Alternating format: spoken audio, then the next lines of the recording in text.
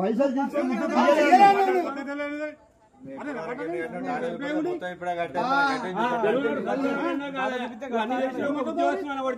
డబ్బులు తెప్ప ఇప్పుడు బాగు మీ బాగు డబ్బులు ఇచ్చిందా పోయేది లేదు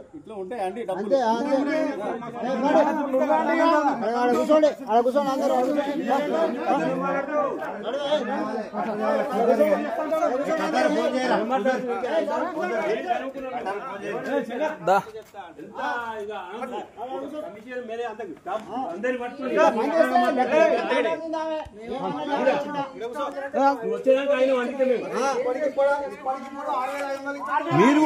మీరు కూడా ఎంప్లాయీలు మీరు ఏ డిపార్ట్మెంట్ అంటే నీకెందుకు అంటది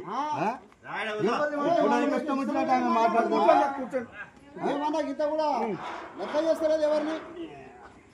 ఇదే పద్ధతి ఇప్పుడు కిరాయిలు ఉంటాయి కరెంటు బిల్లు కట్టవా అంటే అవి ఇంకో తిరిగా మాట్లాడతాను కరెంటు బిల్లు కడతారు